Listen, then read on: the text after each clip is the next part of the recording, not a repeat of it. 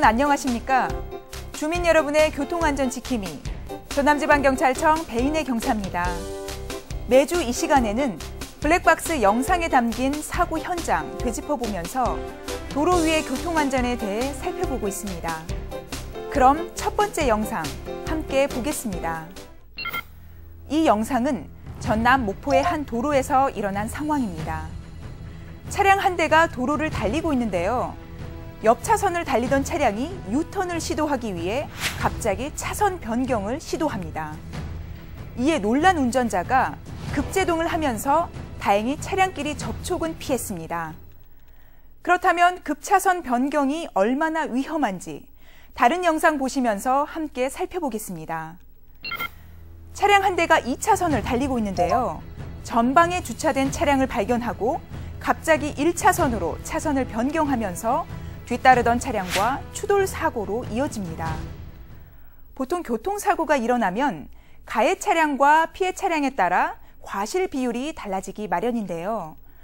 그렇다면 방금 본 영상에서 가해 차량은 어떤 차량일까요? 추돌한 차량일까요? 아니면 갑자기 진로를 변경한 차량일까요? 정답은 갑자기 진로를 변경한 차량이 가해 차량입니다.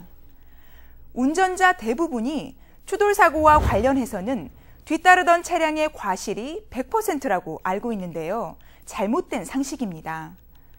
방금 본 영상에서처럼 뒤따르던 차량의 정지거리 안에서 급하게 차선을 변경해서 사고를 내면 급차선 변경 운전자가 더 많은 책임을 지게 됩니다.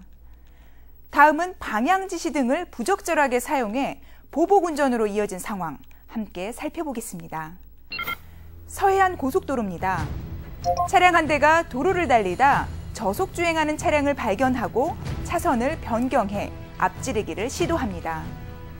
그런데 추월차로에 서행하는 차량이 앞을 가로막자 다시 차선 변경을 시도하는데요. 차선 변경 과정에서 운전자의 의도가 서로 엇갈리면서 사고로 이어질 뻔한 아찔한 순간까지 연출되고 말았습니다. 이에 화가 난 운전자는 버스 앞에서 저속으로 운행하며 진로를 가로막더니 급기야 이리저리 차선을 변경하며 위협합니다. 결국 보복운전자는 고속도로 한복판에 차량을 세워놓고 내리더니 버스 운전자를 위협하기까지 하는데요. 다행히 사고로 이어지지는 않았지만 정말 위험천만한 상황이었습니다. 그렇다면 운전자는 어떤 이유에서 보복운전을 하는 걸까요? 주로 방향지시 등을 켜지 않고 무리하게 끼어들기를 시도할 때 분노를 일으켜 보복운전으로 이어지는 경우가 많습니다.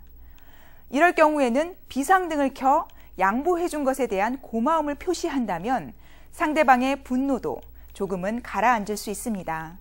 다음 영상입니다. 멈춰선 버스에서 승객들이 내리기 시작합니다. 그런데 승객이 모두 내리기 전 운전기사가 버스를 출발시켜 73살 양모 씨가 다쳤는데요.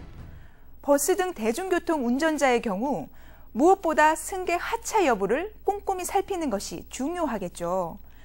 특히 승객 가운데 노약자가 있다면 안전하게 내렸는지 반드시 확인하는 것이 선진 교통문화로 가는 지름길임을 잊지 말아야겠습니다. 마지막 영상입니다. 이 사고는 지난 4월 전남 화순에서 일어났습니다. 한 차량이 신호를 위반하더니 교차로를 지나는 차량의 측면을 그대로 들이받습니다. 이 과정에서 차량이 인도로 향하더니 결국 보행자를 덮치고 맙니다. 이 사고로 75살 김모 씨가 크게 다쳤는데요. 옛말에 인명재천이라는 말이 있다면 요즘은 인명재차라는 신조어가 등장할 정도로 사람 목숨이 차에 달렸다고 해도 과언이 아닙니다. 한 해 평균 전남에서만 400여 명이 교통사고로 숨지고 있기 때문인데요. 대수롭지 않게 여긴 신호 위반 한 번이 사람의 목숨을 좌우할 수 있다는 점 생각하시고 이번 한 주도 교통법규를 제대로 지켜 사고 없는 한 주 보내시기 바랍니다. 그럼 저는 다음 이 시간 찾아뵙겠습니다. 시청해주신 여러분 고맙습니다.